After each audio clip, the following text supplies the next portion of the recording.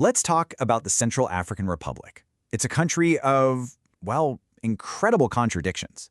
I mean, this is a land that should be fantastically wealthy, just overflowing with diamonds, gold, and timber. But instead, for centuries, it's been caught in this devastating cycle of poverty and conflict. In this explainer, we're going to dig into why. So that really brings us to the core question, doesn't it?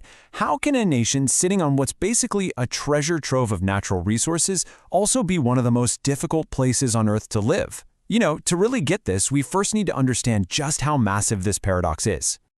Okay, so on one side of the coin, you have this land of just immense wealth. We are talking vast reserves of diamonds, gold, uranium, even crude oil, and these dense forests packed with valuable timber. It has fertile land for farming and powerful rivers just brimming with hydropower potential. But then you flip that coin over, and the reality for its people is a land of incredible hardship. It ranks 191st out of 193 countries in human development and has been just torn apart by a civil war that's been raging since 2012. And this number? This really drives home the human cost. The GDP per capita is just $539. That's one of the absolute lowest in the entire world. This number isn't just a statistic, it represents the daily struggle for millions of people. So how on earth did it get to this point? Let's break it down. All right, first things first, let's really establish just how rich the Central African Republic truly is. We're going to unpack the incredible potential that lies just beneath the surface there. What's so amazing here is the sheer diversity of the country's wealth. I mean, diamonds are the big star, right? They make up about half of all export revenues. But there's also gold and uranium just waiting to be mined. The southern rainforests are chock full of valuable timber. There's potential for crude oil, and the country's rivers, like the Ubangi, offer massive hydropower potential. And on top of all that, you've got plenty of fertile land for agriculture. In theory, this is the perfect recipe for a prosperous nation. So if the country has all of this, where did it all go? Well, this leads us to our next section, where we see how this foundation was pretty much systematically torn down. The story of why this wealth never helped the people starts with a long, brutal history of exploitation. As you look at this timeline, you see this relentless, tragic pattern. It all started back in the 1600s when the slave trade tore through the region, depopulating it and shattering its societies. Then, in 1894, France arrived and set up the colony of Ubangi Shari, a system built on forced labor.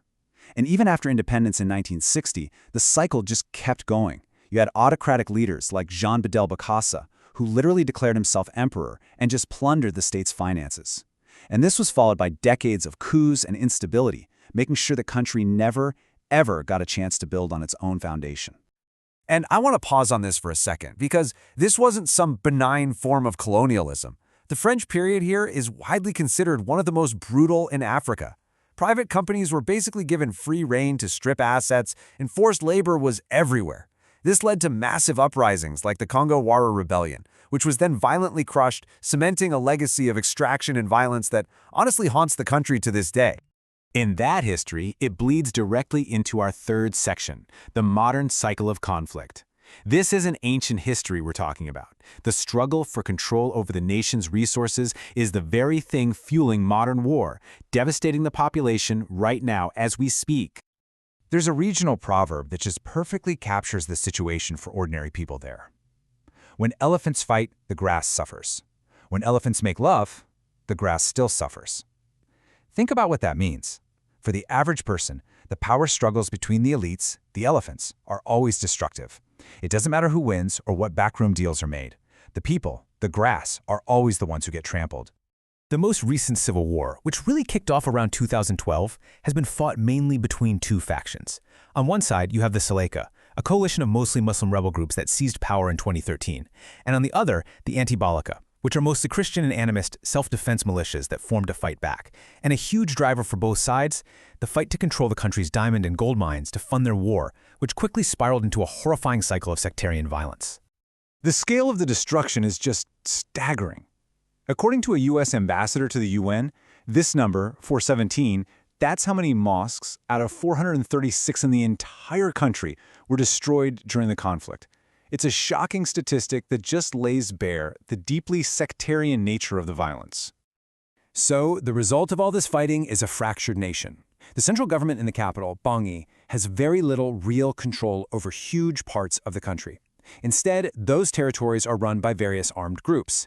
And this creates a vicious cycle, right? The armed groups seize local diamond mines and timber operations to fund their fight, which in turn stops the state from ever collecting that revenue to build schools, hospitals, a future.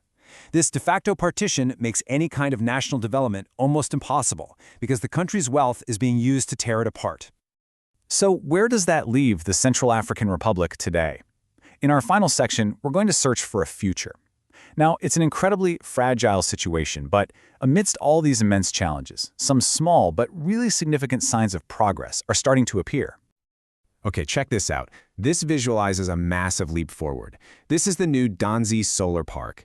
That second bar shows the new capacity it adds to the grid. And believe it or not, this single project has nearly doubled the country's entire electricity generation capacity. That's a total game changer. And this project is a brilliant example of what's possible. It was funded by the World Bank, and it now supplies power to 250,000 people in the capital.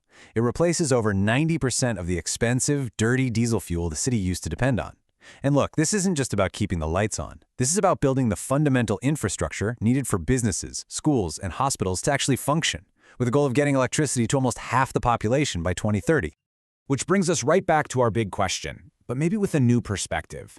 We've seen how the country's paradox of plenty was created by this long history of extraction and conflict. But now, with new energy infrastructure and a fragile, tentative peace, is it finally possible that the Central African Republic can break that cycle and harness its immense wealth to build a real, sustainable future for its people? The path forward is incredibly difficult, no doubt about it. But for the first time in a very long time, there are sparks of hope.